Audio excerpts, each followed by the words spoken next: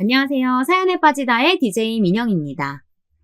있는 척하는 사람들과 진짜 있는 사람의 차이라는 글을 본 적이 있는데요.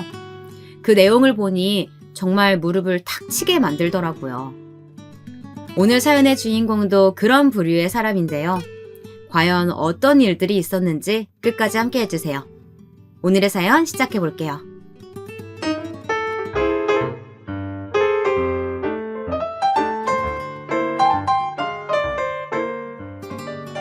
안녕하세요. 언제부터인가 자라온 배경을 두고 금수저, 흙수저 하는 이야기들이 참 많더군요.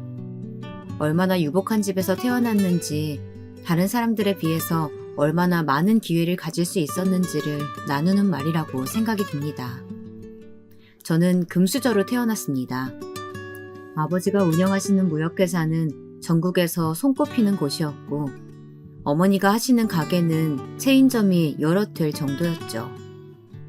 자라면서 무언가 부족하다고 느꼈던 적은 한 번도 없었습니다. 그렇다고 해서 드라마에서 나오는 철없는 재벌집 딸을 생각하셨다면 큰 오산이세요. 저희 부모님께서는 이 모든 것들이 다 두 분이 일궈내신 것들이지 우리 남매에게 속한 것이 아니라고 늘 말씀하셨거든요. 엄마 아빠가 돈이 많은 거지 너희는 아니야.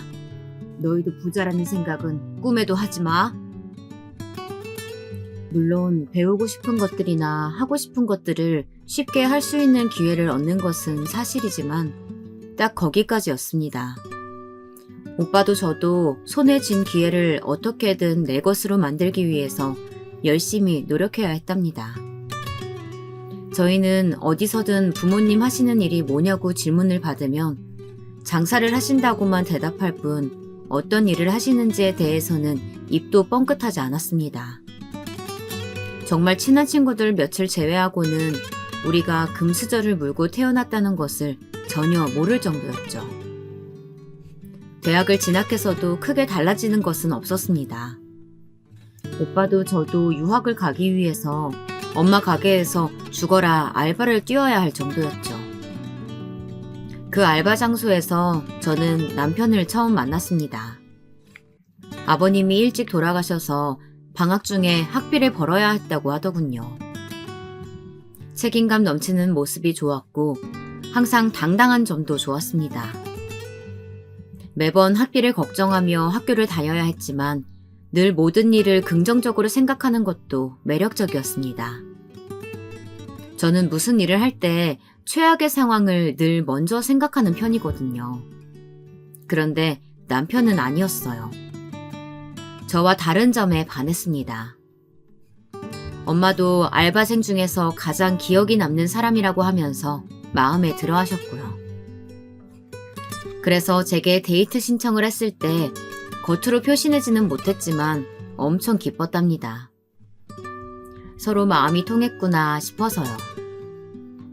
솔직히 오빠와의 교제가 제게는 처음이었어요. 그래서 결혼하고 싶은 사람이라고 했을 때 친구들은 사람을 좀 더 다양하게 만나보지 않고 너무 성급한 것 아니냐고 말렸습니다. 그래도 저는 이 사람이라는 확신이 들었기에 부모님께도 소개드리며 결혼하고 싶다고 말했죠. 오빠 역시 마찬가지 마음이었고요. 저희 부모님은 두 사람이 행복하면 그것으로 충분하다고 말씀해 주셨어요. 저는 오빠에게 정식으로 청혼을 받고 처음으로 고백을 했습니다. 우리 집이 어떤 곳인지. 그럼 내가 일했던 곳이 너희 어머니가 운영하시는 곳이라고? 진짜? 저는 오빠에게 속여서 미안하다고 했습니다. 오빠는 저를 새삼스럽게 위아래로 보면서 전혀 그렇게 보이지 않는다고 더 놀라워했어요. 저는 우리 집 가족들이 다 그렇다고 하면서 부모님께서 돈이 많으신 거지 저는 아니라고 확실히 말했습니다. 오빠는 웃으며 자기가 처가 덕을 보고 살 사람으로 보이냐면서 처가가 어떤 곳인지는 중요하지 않다고 말해주었어요. 저는 정말 완벽한 남자를 골랐다는 생각에 웃음이 절로 났습니다. 하지만 오빠가 그렇다고 해서 다른 사람들의 시선도 그렇다는 보장은 없었죠.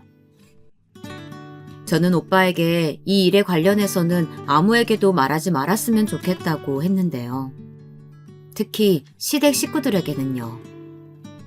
오빠는 왜 그렇게 해야 하느냐고 물었습니다. 내가 부자가 아니니까. 괜히 나 부담스럽다고 하시면 어떡해. 부담스럽긴. 우리 엄마한테 그렇게 점수 따고 싶어? 그래, 까짓것 그렇게 하자. 덕분에 저의 비밀은 철동같이 지켜질 수 있었습니다. 부모님께서도 역시 제 생각에 동조해 주셨어요. 그래서 결혼식도 소란스럽지 않게 하고 소규모로 진행했습니다. 오빠에게는 누나가 있었는데요. 시누이는 저희의 결혼식에 불만이 많았습니다. 무슨 결혼식을 이렇게 작은 곳에서 해?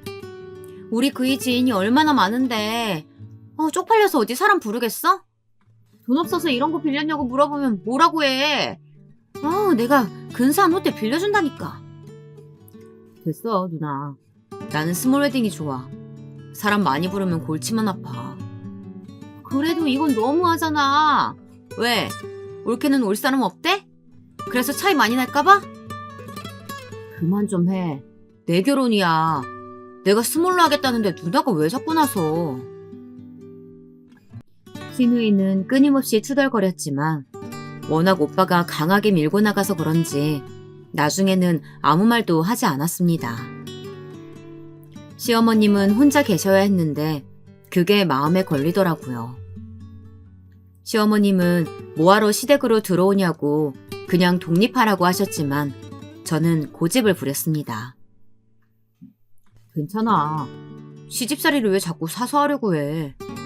마음 써주는 것은 고마운데 정말 괜찮아. 그냥 자주 찾아뵙고 얼굴 보여드리면 그걸로 충분해.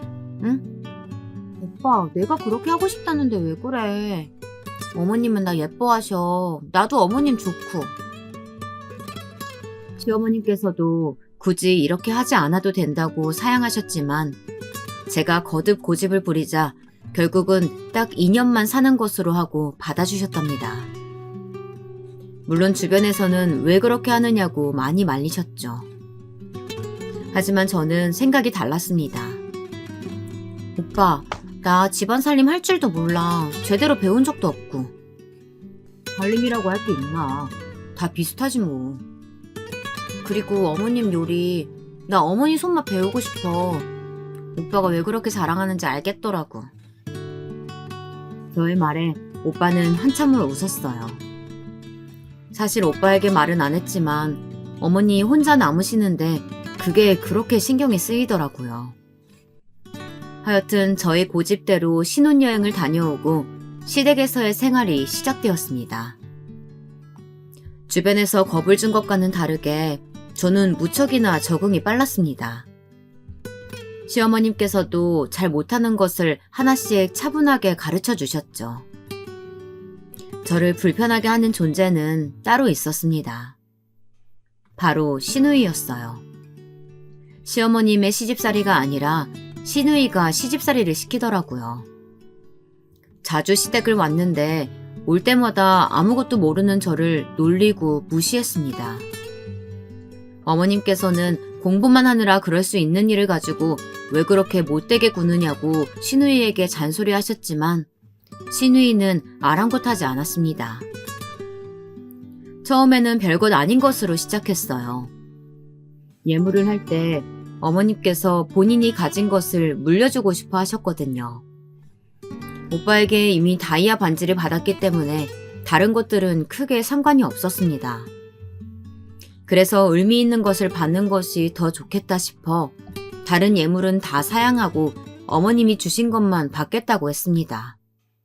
사실 보석이야 집에 몇 세트나 있었어요. 그다지 하고 다닐 일도 잘 없는데 어쩌다 보니 주변에서 선물을 많이 받아서 어지간한 것들은 다 가지고 있었죠.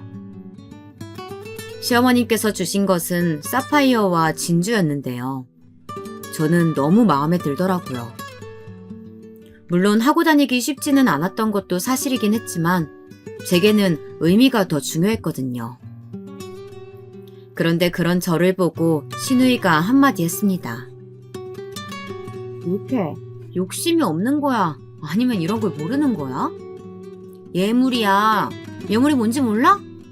올케네 집에서는 못 봤어? 아니, 어떻게 겨우 사파이어 진주 하나 받고 좋아해? 그것도 유행 한참 지난걸. 형님은 무슨... 어머님이 주신 건데 사파이어면 어떻고 진주면 어때요? 값이 중요한가요? 저는 어머님께서 물려주셨다는 게 좋은걸요. 제 말에 형님께서는 못마땅한 표정을 지으시더니 이내 웃으셨어요. 점수 따려고 어지간히 용 쓴다. 가식도 정도껏 떨어. 욕심 없는 사람이 어디 있다고. 그렇게 말해도 우리 엄마한테 나올 거 없으니까 그렇게 내숭 떨지 않아도 괜찮아. 잘 모르면 내가 골라줄까? 모르는 거 부끄러운 거 아니잖아. 안 그래?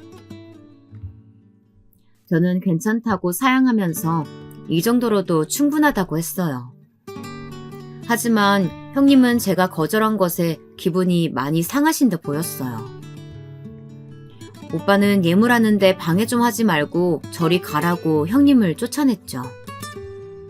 오빠 말에 의하면 형님께서 이번에 자기도 하나 하려고 기회를 보는 중이라고 하면서 그냥 모른 척하고 제가 원하는 대로 하자고 했어요. 어머님께서는 정말 그것만 해도 되겠느냐고 계속 확인하셨지만 제 대답은 한결같았습니다. 그 사건이 있고 난 이후 신우이의 머릿속에는 제가 세상 물정이라고는 아무것도 모르는 순진한 아이 정도로 각인이 되어 있는 듯 했어요. 신혼여행을 다녀오고 처음으로 인사를 드린 날 신우이도 왔습니다. 저희는 신혼여행을 가까운 제주도로 다녀왔어요. 처음에는 하와이로 다녀올까 했었는데 오빠가 길게 나를 뺄 수가 없다고 하더라고요. 저는 상관없었습니다. 어디든 제게는 크게 다르지 않았거든요. 신우이는 제주도가 뭐냐고 보자마자 타박을 하더군요. 골프도 그래. 저 녀석이 아무리 핑계를 대더라도 우겼어야지. 그걸 그냥 알겠다고 하고 제주도를 갔어? 올케가 잘 모르는 것 같은데 일반적으로 신혼여행이 아니면 장거리 여행이 가능할 줄 알아? 우리야 그이가 뭐 어디든 내가 가자고 하면 가니까 상관없지만 올케는 아니잖아. 올케한테 그런 기회가 쉽게 올 수 있을 거라고 생각하냐고. 왜 이렇게 사람이 미련해? 왜요? 형님, 우리는 해마다 겨울에도 여행 가기로 했는데요. 내년 겨울 휴가에는 하와이로 가기로 철석같이 약속했답니다. 그리고 해외라고 다 좋은 것도 아니고요. 저는 제주도도 좋았어요. 형님은 제 이야기를 듣는 동안 계속해서 피식거리셨어요. 올케는 진짜 세상을 모르는구나. 그게 어디 쉬운 줄 알아? 누나는 신경 좀 끄지 그래. 누나가 언제부터 해외여행을 그렇게 다녔다고. 나 진짜 어이없어서. 오빠가 혼잣말을 하듯이 중얼거리자 신우이가 발끈하고 덤볐어요. 야, 너 방금 뭐라 그랬어? 내가 뭐 어째? 그러니까 우리가 알아서 할 테니까 관심 좀 끄라고. 시끄럽게. 오냐, 내 말이 맞나 틀리나 두고 보자. 오빠의 발언에 마음 상한 신우이가 이번에는 가져온 짐을 들춰보기 시작했습니다. 저는 제주에서 사왔다고 선물을 내밀었죠. 형님은 고작 제주도 다녀오면서 사온 것이라고 해봤자 다 거기서 거기라고 말하면서 필요 없다고 하셨어요. 어머님께서 눈치를 주셨지만 전혀 신경 쓰지 않았죠. 결국 어머님께서 성의를 봐서라도 받으라고 하셨지만 형님은 요지부동이셨습니다. 제주도에서 사온 것을 집에다 두기에는 너무 부끄럽다고 하면서 말이죠. 집이 아무리 넓어도 둘 곳이 전혀 없다고 딱 잘라 말하시더라고요. 뭘 해보려는 건 알겠는데 그것도 상대방 봐가면서 해야지. 자기 편하다고 아무거나 사와서는 선물이라고 내밀면 상대방 기분이 어떻겠어? 그냥 올케가 신경 쓴 건 알겠으니까 마음만 받을게. 누나 진짜 말 자꾸 그따위로 할 거야? 받기 싫으면 말아. 오빠는 신우이가 들추는 손을 밀쳐내며 화를 냈습니다. 어머님께서는 둘 다 그만하라고 한마디 하셨죠. 어머님 이거요.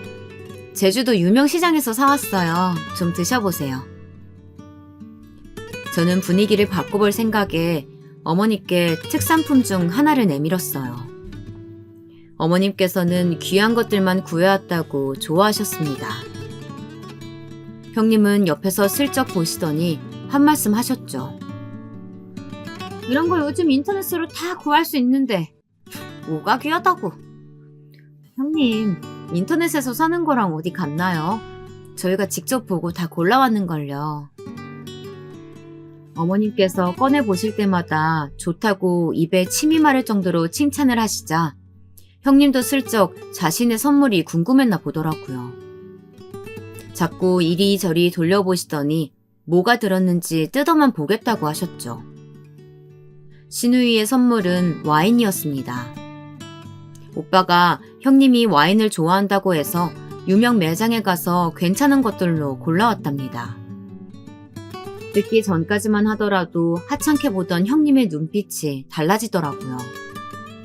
아무렇지 않은 척하면서 빠르게 와인을 챙기는 신우이의 모습에 저는 속으로 웃음이 났지만 아무 말 하지 않았습니다.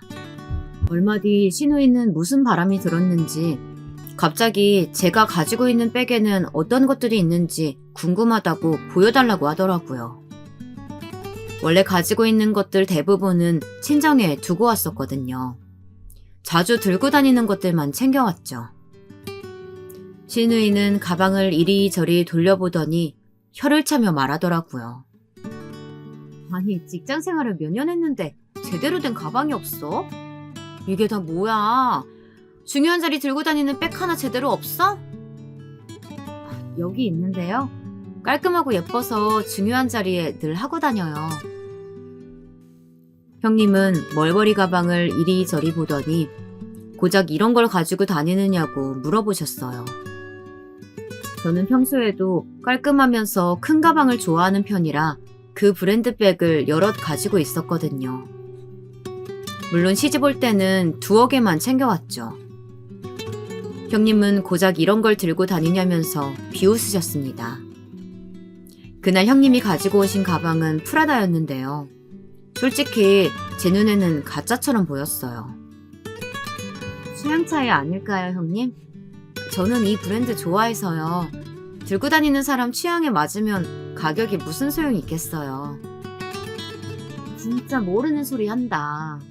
올케는 도대체 어느 행성에서 온 거야? 어떤 브랜드를 들고 다니느냐, 그게 사람을 판단하는 기준이 되는 거야. 그것도 몰라? 하긴 이런 걸 명품인 줄 알고 들고 다니는데 무슨 말을 더해. 벌벌이? 뭐 버버리 짝퉁이야? 부러우면 내가 하나 사줄까? 내가 뭘 사도 그이는 괜찮다고 해서. 저는 형님이야말로 정말 아무것도 모르는구나 싶었습니다.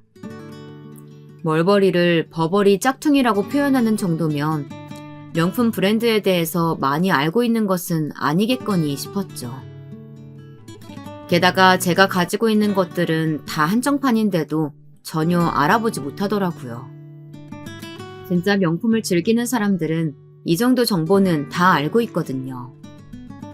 저는 모르는 척하며 다음에는 좀 더 좋은 것으로 들고 다니겠다고 말하고는 시어머님을 찾아 주방으로 들어갔습니다. 그날 저는 오빠에게 신우이와 있었던 일을 이야기했습니다. 오빠는 한참을 웃더니 신우이에 대해서 알려주더라고요.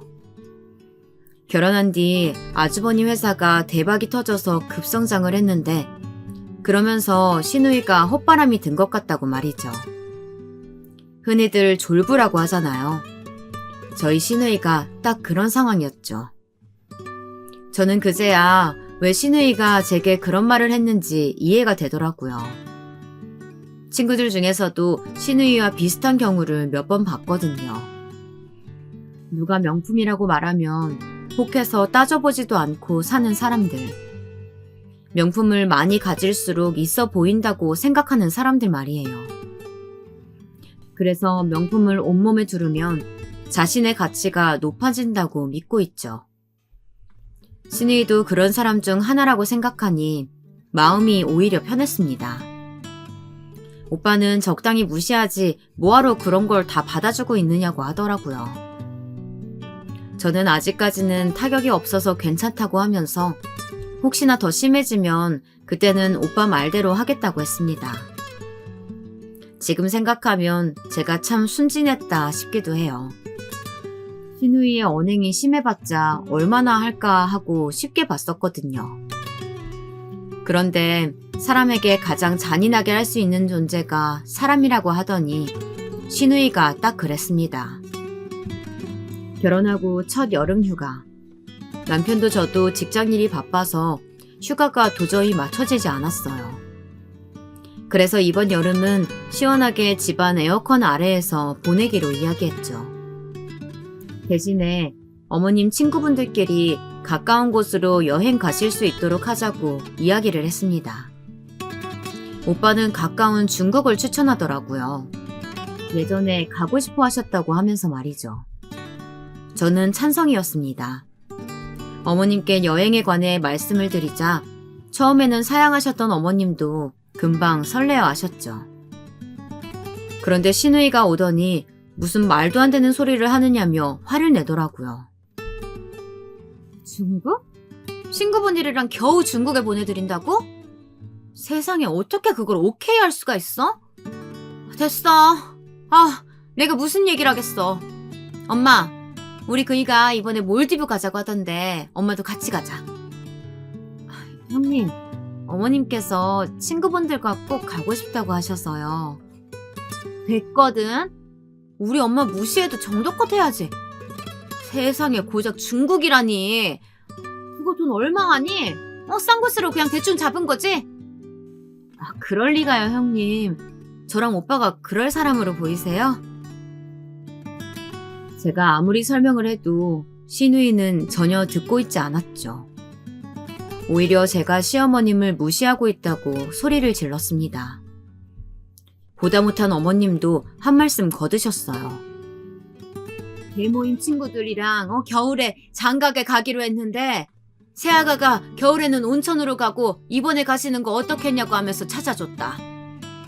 뭘 알지도 못하면서 자꾸 새아가한테 소리 지르고 있어. 엄마는 좀 가만히 있어. 누구 편을 드는 거야? 어머님의 반응은 불난 집에 기름을 붓는 것이 되어버렸는지 아주 펄쩍펄쩍 뛰더군요. 신우이는 제게 중국에 가본 적이 없으니 얼마나 위험한지 알기는 하느냐며 어머님을 위험한 곳에 보낼 생각을 한다고 오바였어요. 저는 생각보다 잘 되어 있으며 가이드도 붙여서 갈 것이라 걱정할 필요가 없다고 말씀드렸습니다. 엄마가 해달라고 한다고 그냥 그걸 그렇게 들어? 생각이란 걸 좀 하고 살아. 중국이 뭐가 좋다고 거길 가신다고 하시겠어. 진짜 없이 살았다고 하더니만. 진짜 급이 맞아야 말을 하지. 엄마, 내가 지금 문자 넣었거든? 그이가 바로 추가로 예약한다고 했으니까 엄마는 여권이나 확인하자. 진짜 짜증나. 신우이는 어머님을 모시고 안방으로 들어갔습니다. 저는 오빠에게 처음 계획했던 것은 없던 것으로 하자고 연락을 넣었습니다. 오빠는 무슨 일 있느냐고 갑자기 왜 취소를 하냐고 전화가 왔죠. 저는 신우이가 와서 한 이야기를 전달했습니다. 솔직히 신우이가 억지를 부리면서 저에게 화를 낸 것은 참기 힘들었어요. 아마 어머님께서 계시지 않았다면 저도 하나하나 따져가며 반박을 했을지도 모르겠네요. 어머님을 생각해서 그냥 이번만 넘어가기로 했답니다. 그 일은 어떻게든 마무리가 되었지만 저는 새로운 걱정이 생겼습니다. 몰디브야 휴양지로 적격이긴 한데 한창 더울 시기라 어머님 건강에 괜찮을지 의문이었죠. 하지만 아름다운 곳임은 불명했고 어머님께서 다녀오시면 좋을 것 같더라고요.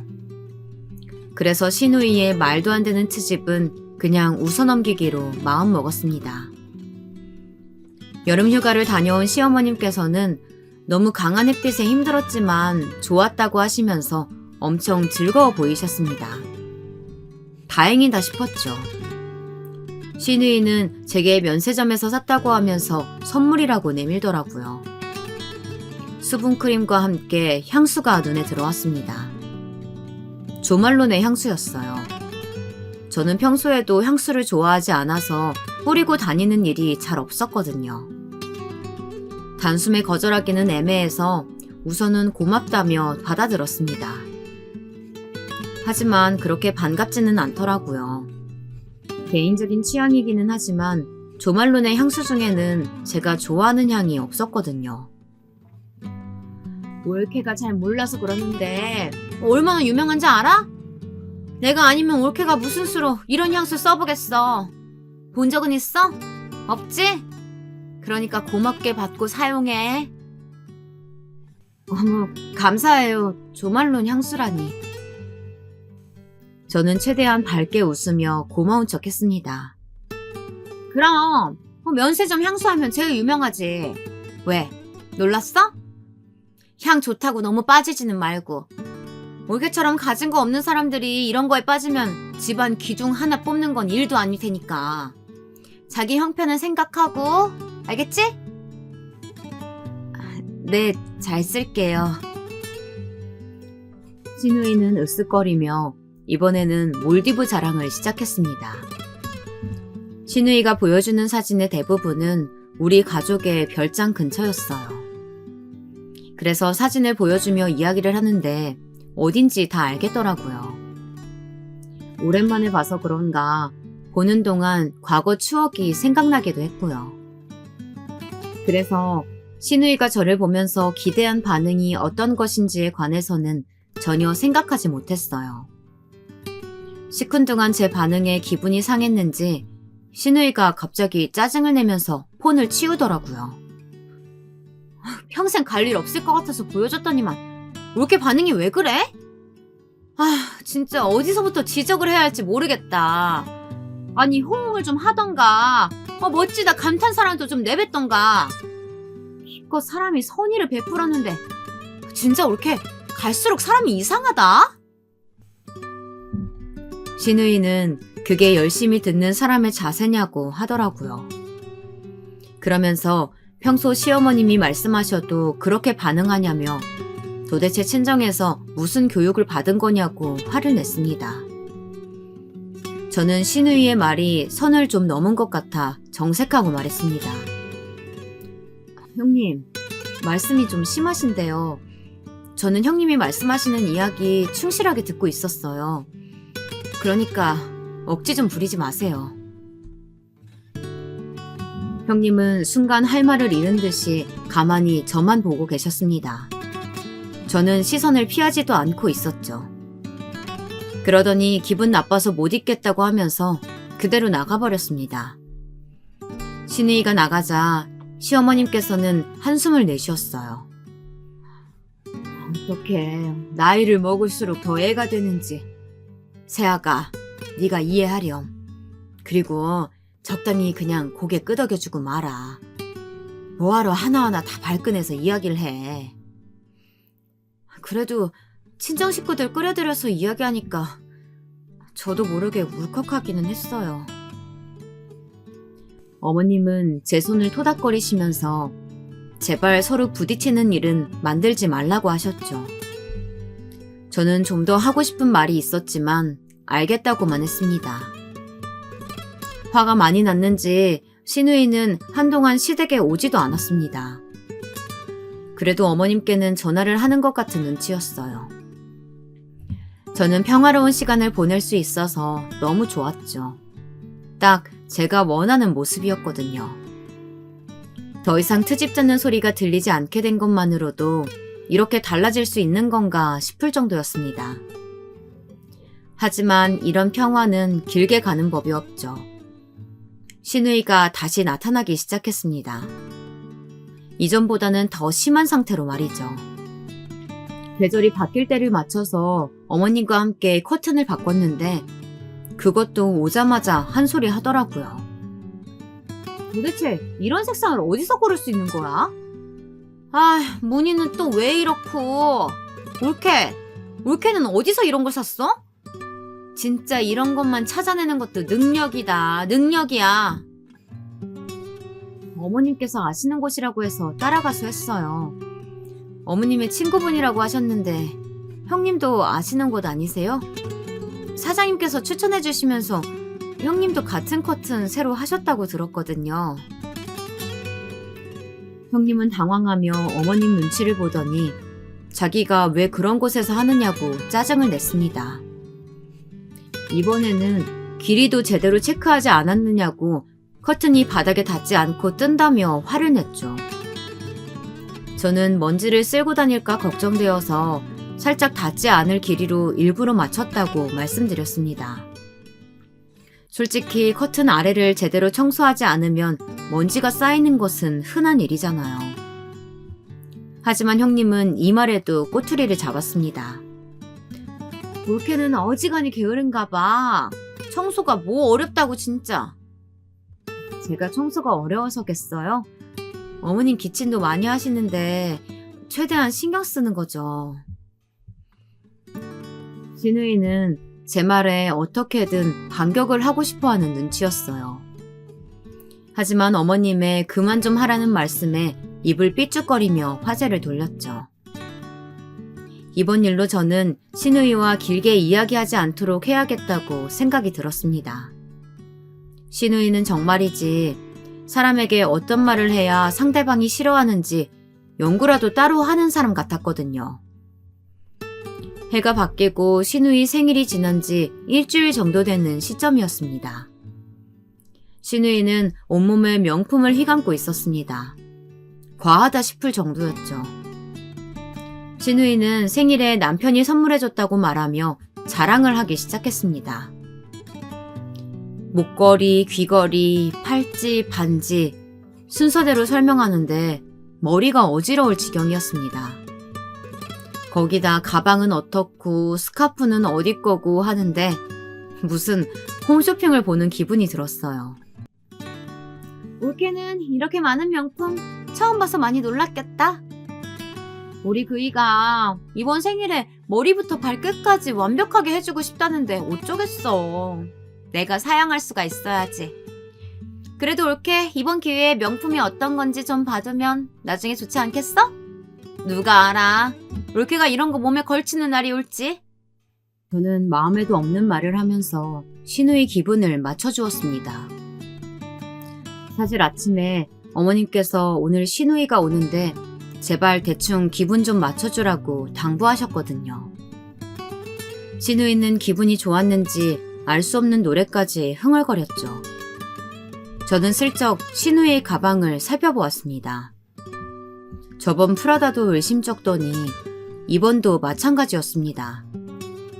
생노랑 백이라고 하는데 아무리 봐도 짝퉁 같았어요.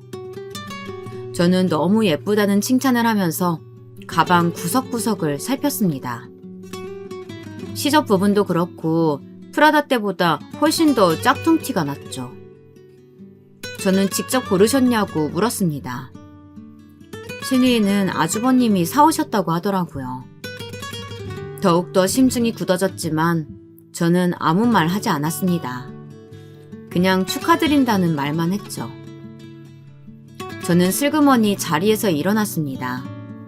아직 일이 좀 남았다고 말하며 2층으로 도망을 쳤죠. 아무래도 아주버님의 행동이 의심스러웠어요. 밉다고는 해도 가족인데 신경이 쓰이더라고요. 그래서 따로 알아볼까 생각도 들었습니다. 그때였습니다. 벌컥 문이 열리고 신우이가 방으로 들어왔어요. 저도 모르게 날카롭게 반응을 했습니다. 형님, 노크는 하고 들어오셔야죠.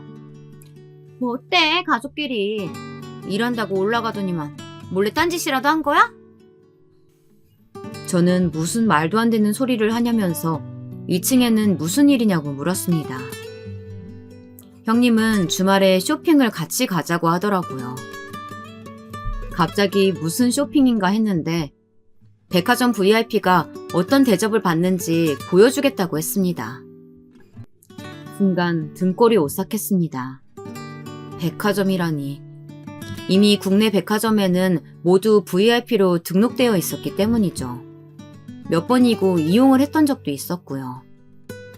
제가 나타나면 백화점에서 어떻게 나올지 상상이 가더라고요. 형님, 말씀은 너무 고마운데 제가 이번에 출근을 할 수도 있어서요. 주말에 무슨 출근이야. 회사 일은 옳게 혼자 해? VIP가 어떤 건지 좀 보여줄까 했지. 싫으면 간도. 귀에 놓치면 옳게만 손해지. 신우이는 입을 대빨 빼고는 문을 쾅 닫고 나갔죠.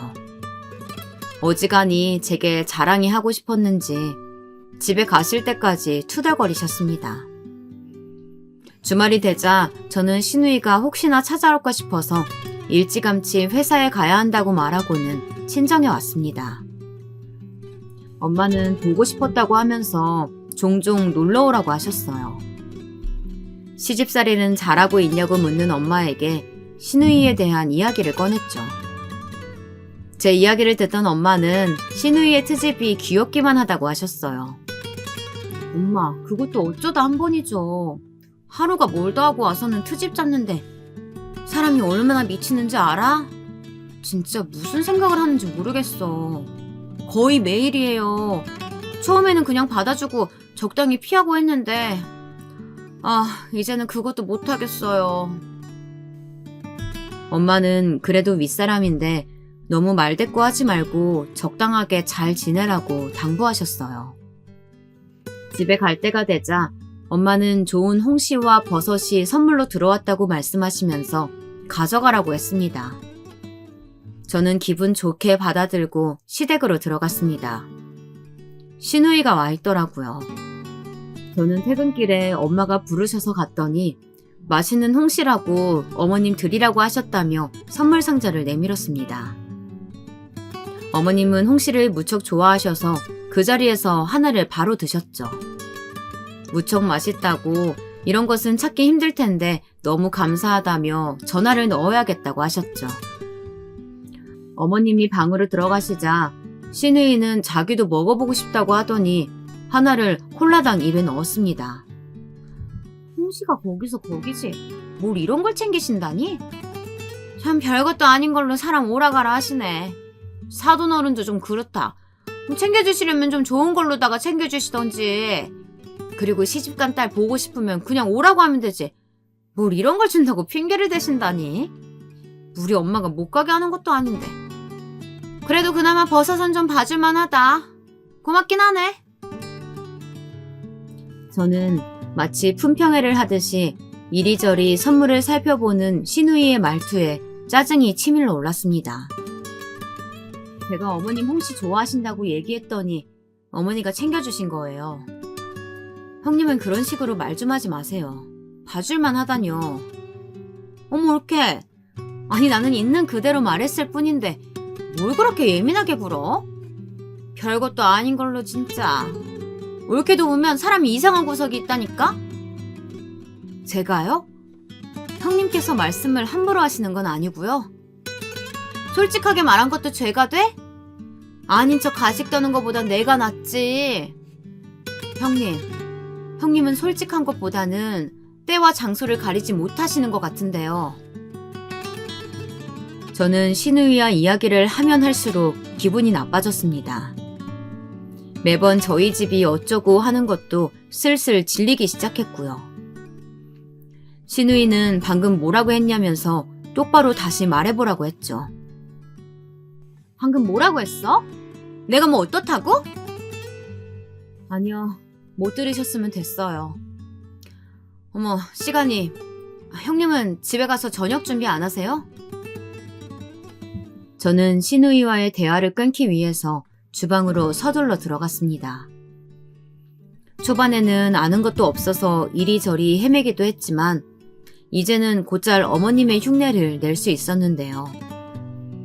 신우이가 주방까지 따라 들어와서 이리저리 간섭을 하기 시작했습니다. 못해, 찌개가 왜 이래? 이게 국이지 무슨 찌개야. 반찬은 왜 이렇게 다 싱겁고? 아니, 맛을 못 느껴? 어떻게 이런 걸 반찬이라고 내놓고 있어? 어머님 건강 때문에 요즘 싱겁게 먹고 있어서 그래요. 병원에서 너무 자극적인 음식은 피하라고 하셨거든요. 저는 반찬을 옮겨 담으며 대꾸했습니다. 저는 엄마가 조언해준 것처럼 참아보려고 했지만 좀처럼 잘 되지 않았죠.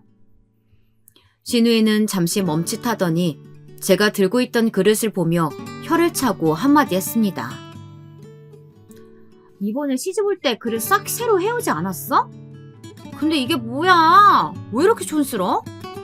이거 설마 올케 취향이야? 올케 진짜 사람이 왜 이렇게 센스가 없어? 이번에는 그릇을 가지고 트집을 잡기 시작하더라고요. 저는 너무 피곤해서 대꾸하고 싶지 않아졌습니다.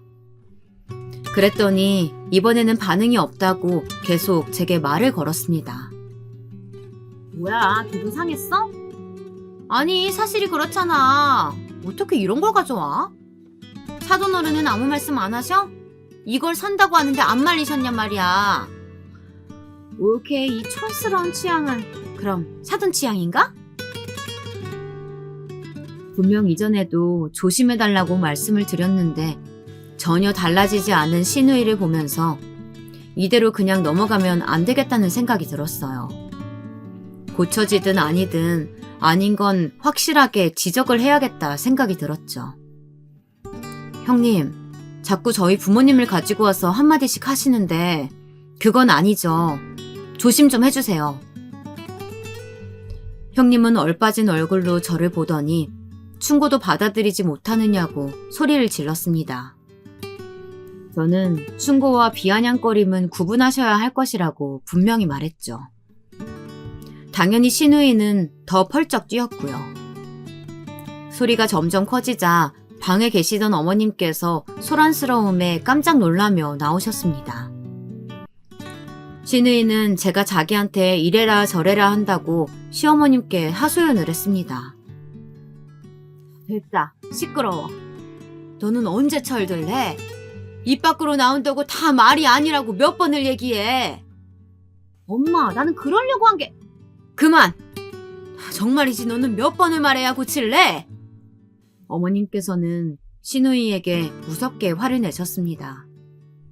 기세등등하던 신우이도 눈치를 보더군요. 집에 빨리 가라. 지금 시간이 몇 시인데 애들 저녁 준비는 언제 하려고 여기 아직까지 있어? 냉큼! 신우이는 잔뜩 불쌍해 보이는 표정을 지었지만 어머님께서는 단호하게 내보내셨죠. 그리고 제 차례가 되었습니다. 그냥 좀 넘기면 안 되는 거니? 꼭 그렇게 지적을 해야겠어? 아가, 네가 반응 안 보이면 저 애도 지쳐서 그만하겠지. 하지만 어머님, 형님께서... 그래, 나도 들었다. 해서는 안 될 말을 했지. 네가 속상한 것도 이해는 된다만 그래도 똑같이 굴고 있으면 어떡해. 어머님 앞에서는 알겠다고 죄송하다고 했습니다. 그래도 솔직히 말하면 제가 왜 잔소리를 들어야 하나 울컥하는 부분도 있었고요. 퇴근한 오빠의 반응도 비슷했습니다. 만나면 둘이서 으르렁거리는데 보는 사람도 지친다고 말이죠. 오빠는 제 잘못이 아닌 것은 알고 있지만 손뼉도 마주쳐야 소리가 난다고 하면서 자꾸 상대를 해주니까 문제라고 했죠. 저는 그냥 참아야 하느냐고 오빠에게 물었습니다. 오빠는 그쪽이 덜 시끄러울 수 있다면 그렇게 해달라고 했어요. 오빠, 어떻게 그렇게 말해? 툭 하면 우리 부모님 걸고 넘어지는데 어떻게 참아? 오빠는 참을 수 있어? 오빠 입장을 이해하지 못하는 것은 아니었습니다. 그래도 저에게 일방적으로 당해주라는 식의 말은 너무 화가 났죠. 저와 오빠는 결혼한 이후 처음으로 크게 싸웠습니다. 저는 시어머니와 오빠가 말한 것처럼 되도록 신우이와 말을 섞지 않으려고 노력했습니다. 그녀의 말에 단답형으로 대답을 하거나 처음부터 함께 있는 상황을 피했죠. 집안은 조용했지만 제 속은 더 시끄러웠습니다.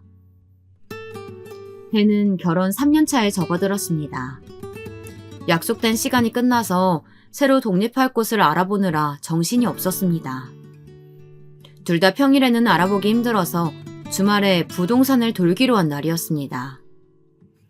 한창 외출 준비로 바쁜데 집 근처라고 하면서 시누이에게 전화가 왔습니다.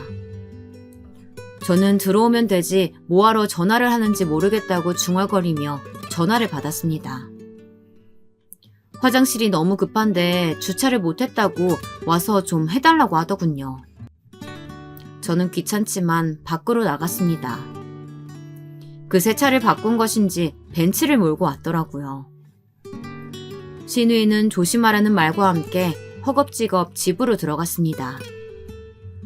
저는 열쇠를 받아 차고에 주차를 하기 위해 시동을 걸었습니다. 조심히 후진을 하고 있는데 갑자기 골목에서 자전거가 튀어나오더니 그대로 차를 향해 돌진했습니다. 깜짝 놀랐죠. 넘어진 어린애는 놀랐는지 크게 울음을 터뜨렸습니다. 자전거 브레이크가 고장났는지 전혀 먹히지 않았다고 하더라고요. 저는 다친 곳은 없는지 살펴보고는 괜찮으니 어서 자전거를 수리하라고 가라고 말했습니다. 아이를 보내고 나니 시누이의 차에 흠집이 길게 갔더라고요. 자전거가 부딪히면서 세게 긁은 것 같았습니다. 저는 도색 작업을 해야 할지도 모르겠다는 생각에 시누이가 어떻게 나올지 너무나도 빤히 보여서 머리가 지끈거리기 시작했습니다. 주차를 마무리하는데 시누이가 나왔습니다. 주차는 잘했느냐고 묻는 시누이에게 저는 자전거를 탄 아이에 관해 이야기를 했습니다. 시누이는 허겁지겁 차를 살펴보더니 소리를 빽 하고 질렀어요. 세상에! 이게 뭐야 올케! 저는 도색 작업만 하면 될 것 같다고 말했지만 형님의 귀에는 들리지 않았죠. 주차 하나 부탁했는데 올케는 어떻게 차를 이렇게 만질 수가 있어? 이거 얼마짜린지 알아? 올케 월급으로는 어림도 없다고! 형님, 제가 아는 분께 부탁드릴 테니까 그렇게 소리 지르지 마세요. 해결할 테니까요. 알아서 해결? 올케가 무슨 수로? 아는 사람한테 부탁한다고? 이 차가 뭔지 알아? 벤츠야, 벤츠! 아무 정비소에 맡겨도 되는 거라고 생각해? 올케 장기를 팔아봐라. 이 차 문짝 하나라도 살 수 있나? 아우, 진짜 모르면 나대지 좀 마! 방금 뭐라고 하셨어요? 장기를 팔아요? 형님, 그게 지금 할 말이라고 생각하세요? 올케한테 내가 친절하게 알려줬잖아. 뭐가 문젠데? 그리고 내가 틀린 말 했어? 어? 어디 원양어선에 올케 팔아남겨도 이 차 못 사는 거야. 아우, 내 탓이지. 무슨 말을 더해. 벤츠가 뭔지도 모를 줄 누가 알았겠어. 시누이의 소리가 높아지자 안에 있던 오빠와 시어머님도 나와 보셨습니다. 그리고는 차를 살펴보시고는 한숨을 쉬셨죠. 어머님은 어떻게 하루라도 조용한 날이 없냐고 하시면서 그만 좀 할 수 없느냐고 화를 내셨습니다. 그리고는 따라 들어오라고 하셨어요. 오빠는 크게 긁힌 것도 아닌데 적당히 좀 하지 둘 다 왜 그러냐고 옆에서 한마디 거들었습니다. 시누이는 벤츠가 엉망이 되었는데 어떻게 가만히 있느냐고 하면서 어떻게 이런 것도 모르게 둘 수 있냐고 오빠에게도 화를 내더라고요. 진짜 너희들 그만 좀 할 수 없겠니? 그만 좀 싸우라고 몇 번을 말해. 죄송합니다, 어머님. 말씀처럼 참아보려고 했는데 이제는 못하겠어요. 올케가 못 참으면 어떡할 건데? 뭘 할 수 있어서. 왜? 이혼이라도 하게? 그럴 수는 있고? 제가 못할 것 같으세요? 이혼? 저도 참을 만큼 참았습니다.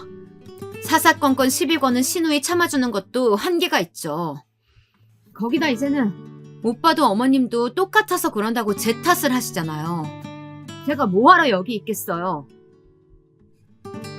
오빠는 제 말에 불같이 화를 냈습니다. 얼굴이 시뻘겋게 달아올랐죠. 너 지금 뭐라고 했어? 무슨 말 하고 있는지 자각은 하고 있는 거야? 왜 생각 없이 말을 하고 있어? 어머님도 마찬가지셨습니다. 아무리 감정이 격해져도 이혼이란 말을 어떻게 그렇게 쉽게 담니? 하지만 저는 쉽게 결정한 것이 아니었습니다. 그동안 신우이가 하루가 멀다 하고 찾아와서는 트집을 잡고 시비를 거는데 이혼 생각을 안 할 것 같으냐고 외쳤죠. 오빠는 나중에 후회하지 말고 그만 서로 사과하고 정리하라고 했지만요. 저는 절대 그럴 생각이 없었습니다. 그만 좀 해. 그냥 서로 사과하면 될 일 가지고 무슨 이혼이야. 아가, 고작 이런 일로 이혼하면 이 세상 부부 중에 이혼 안 하는 사람 없겠다. 그냥 서로 미안하다고 하고 조심하면 되잖아. 저는 제 잘못도 아닌데 왜 사과를 해야 하느냐고 물었습니다. 그리고는 오빠에게 이런 식으로 강요하는데 어떻게 계속 믿고 살 수 있겠느냐고 대답했죠. 너 진짜 이러는 거 오바야. 과민 반응이라고. 알아? 제 짐은 다 버리셔도 돼요. 그냥 이대로 가겠습니다. 오빠는 어디를 가냐고 붙들었지만 저는 전화기도 챙기지 못한 상태로 집을 나왔습니다. 친정으로 넘어온 저는 부모님께 그간의 일을 다 말씀드리고 도저히 결혼 생활을 유지할 자신이 없다고 고백했습니다. 부모님께서는 확실하게 결정한 것이 맞느냐고 물었습니다. 어떤 상황이든 제 편을 들어주시겠지만 모든 결정의 책임은 스스로 지는 것이라고 하셨죠. 저는 확고하다고 말씀드렸습니다. 지난 2년 넘는 시간 동안 신우이 때문에 받은 스트레스가 머리 끝까지 차서 더 이상은 자신이 없었거든요. 다음날 아빠는 기사를 붙여줄 테니 가서 짐을 가져오라고 했습니다. 저는 그냥 다 버리고 싶다고 했지만 아빠는 그 뒤처리를 누가 하겠느냐고 물어보면서 그건 예의가 아니라고 하셨어요. 저는 순간 좋은 생각이 들었습니다. 저는 아빠에게 차를 좀 빌릴 수 있겠느냐고 물어보았죠. 최 기사 아저씨도 함께 말이에요. 엄마는 제가 무슨 짓을 벌이려는지 짐작이 간다고 하시면서 어린애처럼 그렇게 하고 싶냐고 하셨습니다. 저는 그렇게 해서라도 답답한 속을 풀고 싶다고 했어요. 그렇게 해서라도 네 마음 풀리면 하도록 해. 정기사 붙여주마. 저는 부모님께 감사하다고 말씀드리고는 서둘러 준비를 했습니다. 시댁으로 가니 여전히 벤츠가 주차되어 있더라고요. 아무래도 어제 제가 그렇게 나갔으니 다들 그대로 남아있던 것 같았습니다. 저는 벨을 눌렀습니다. 곧 오빠가 나오더니 어디를 다녀오느냐고 소리를 질렀습니다. 제게 가까이 다가오는데 정기사 아저씨가 앞을 막아섰어요. 짐 챙기러 왔어요. 너 진짜 이혼할 거야? 고작 이런 이유로? 2년이 넘는 시간 신우이 상대하느라 진이 다 빠졌거든. 더 이상은 못 살아. 이혼 합의금을 원하면 얼마든지 줄게. 그러니까 정리하자. 저는 함께 온 사람들에게 2층에 가서 짐을 챙겨오라고 했어요. 신우이는 잠에서 덜 깬 얼굴로 나와서는 이게 다 무슨 소란이냐고 물었죠. 어머님께서는 넋이 나간 사람처럼 2층으로 올라가는 사람을 바라보셨죠.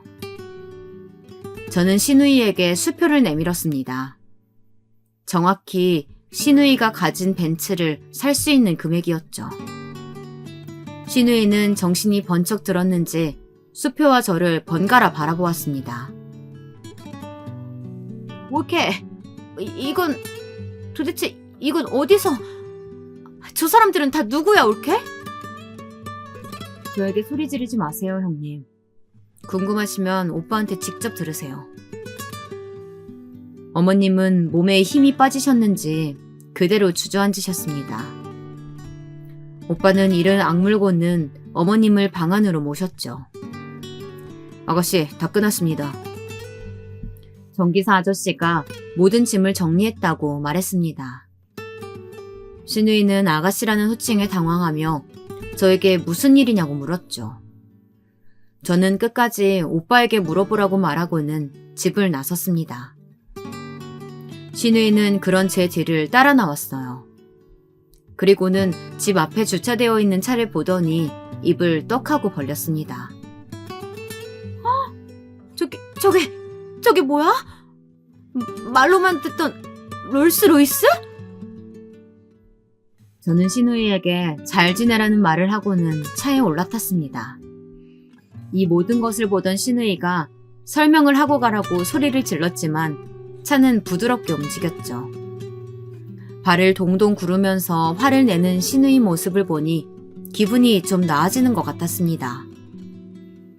친정으로 돌아와 쉬는 동안 변호단은 오빠와 시댁 식구들을 만나 해결하겠다고 했습니다. 저는 정도를 넘어서지 않으면 그쪽이 원하는 합의금은 들어줬으면 좋겠다고 말씀드렸습니다. 하지만 부모님께서는 생각이 다르셨어요. 이혼은 네가 먼저 얘기했다만 그게 어디 네 탓이냐?